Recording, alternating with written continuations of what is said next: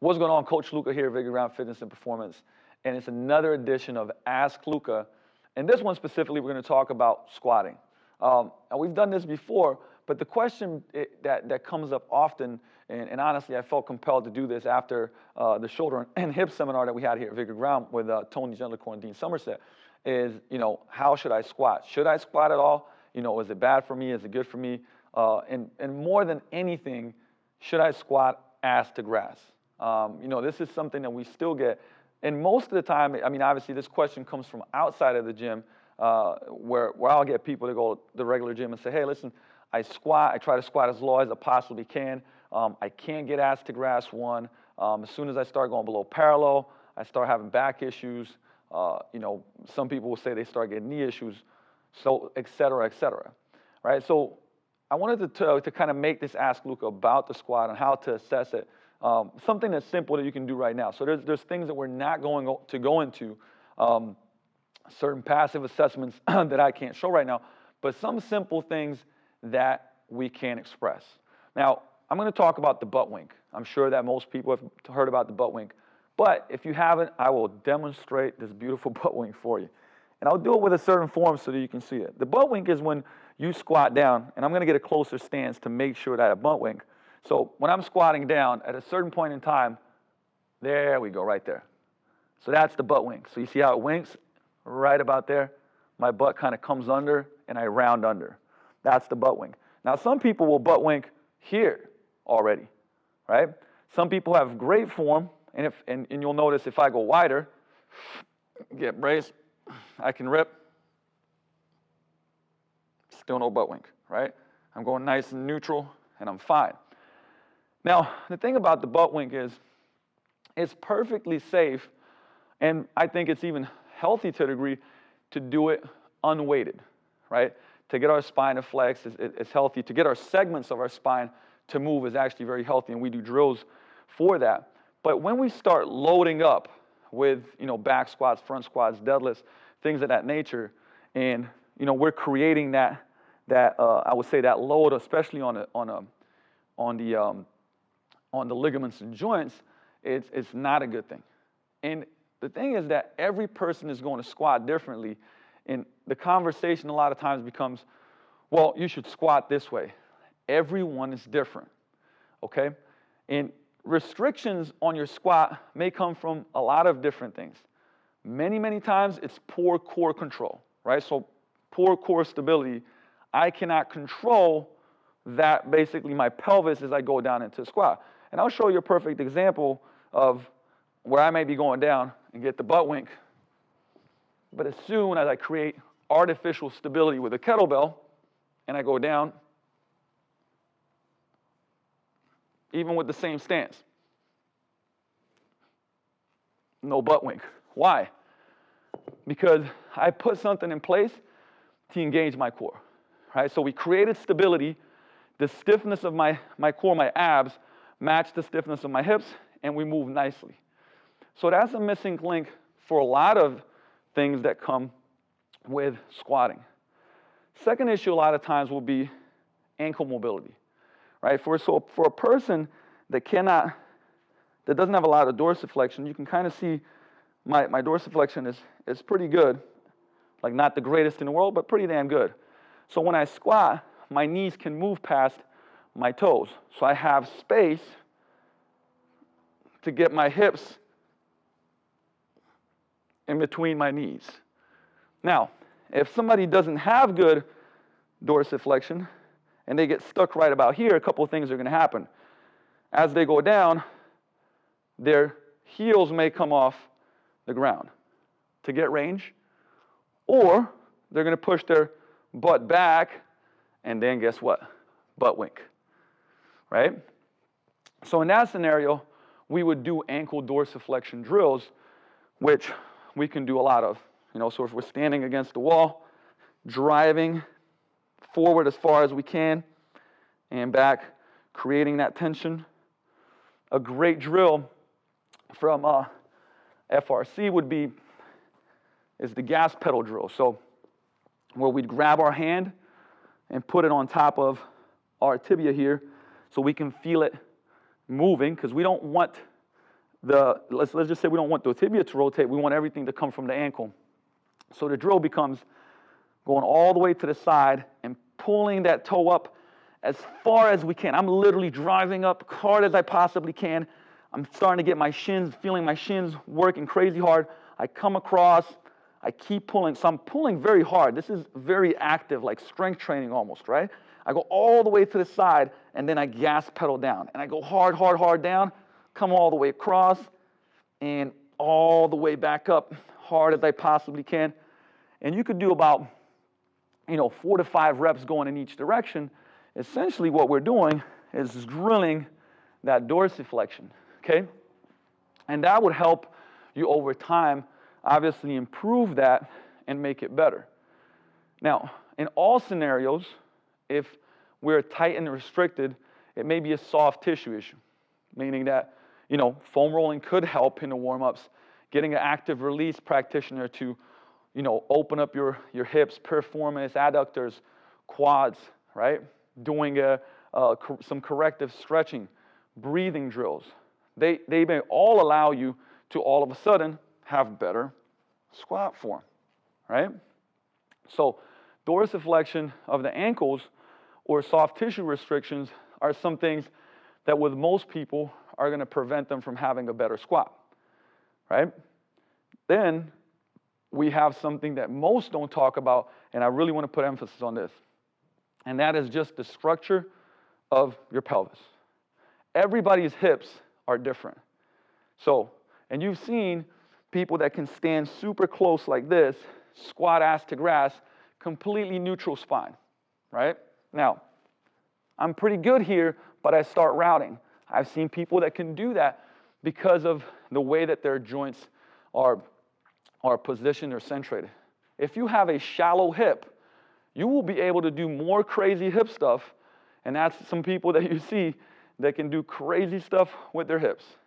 Some people have very deep sockets. The person that has a deep socket, maybe their maximum depth is here. That's it. They'll never go ass to grass. And that's okay. We don't want them to. That might be their depth. That's fine. Let's work in the range of motion that they have and work them there. The other thing is that the natural position of your hips for a squat, some people might go shoulder width apart with straight feet. Some might have toes a little further out.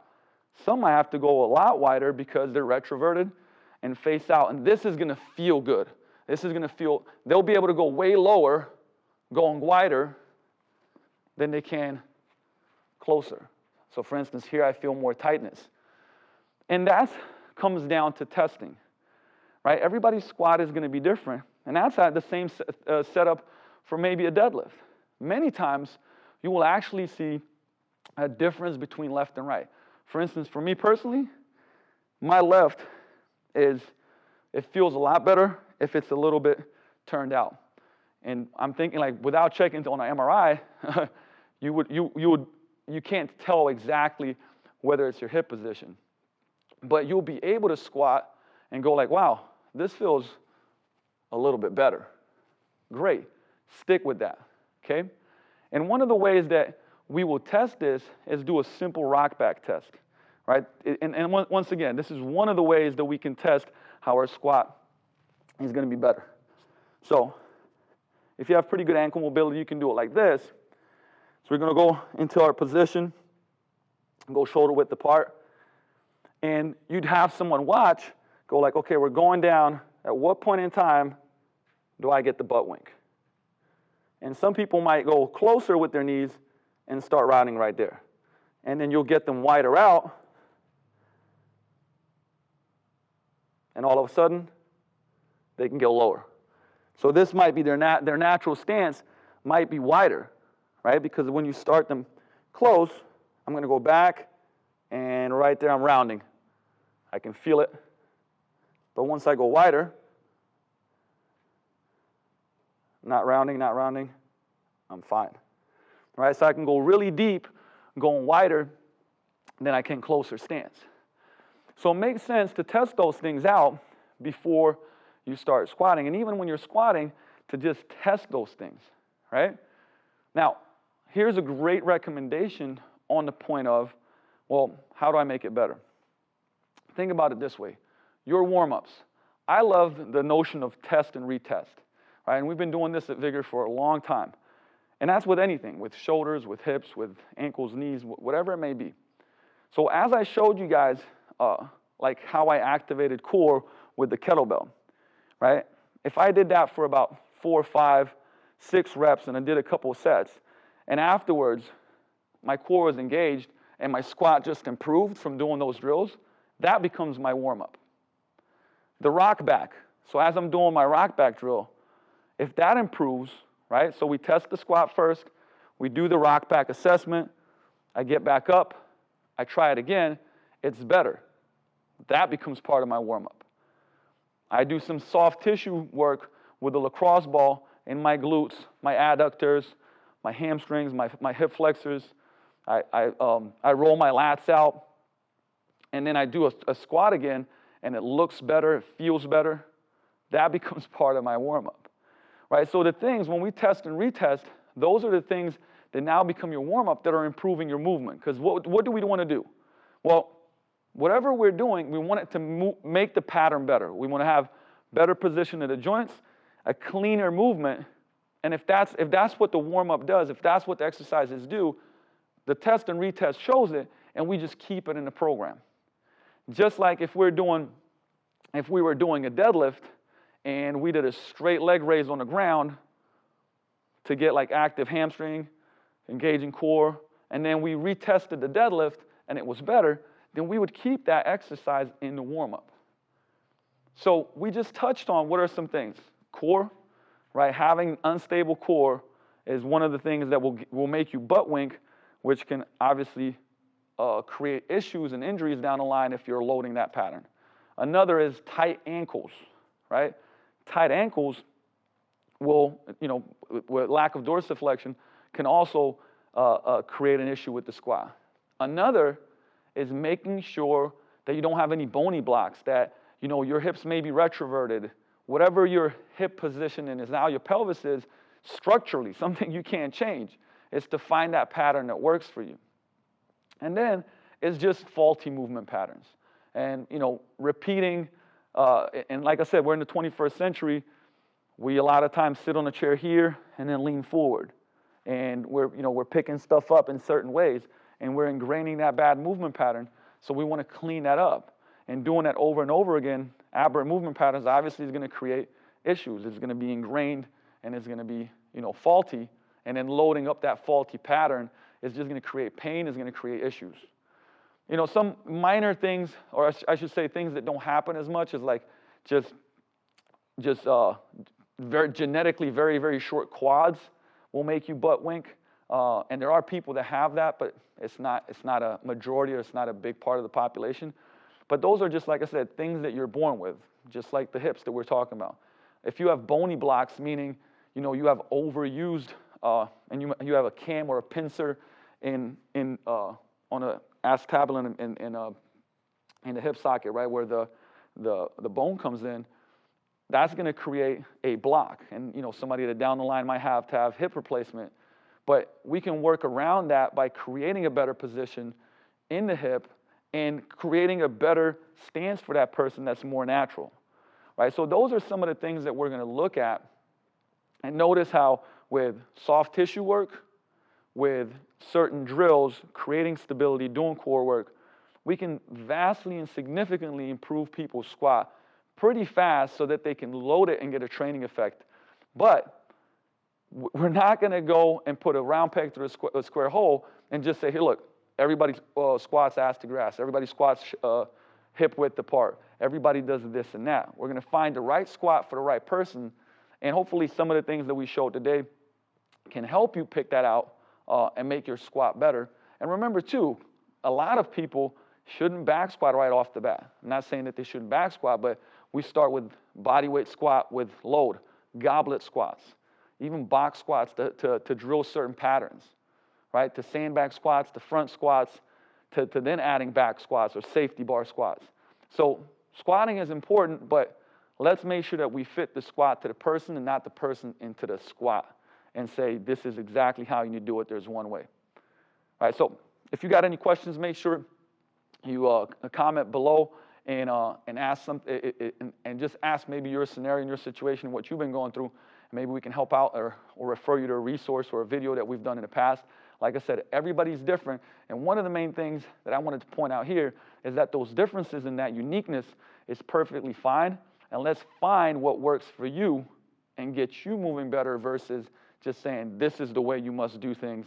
And then essentially we're really just hurting people and loading dysfunction. And that's not a good thing. It's not ethical, and it's not going to help a person get a better result. So ask Luka. Make sure you post any questions that you have about this or anything else so we answer it in our next edition. Talk to you soon. Peace out.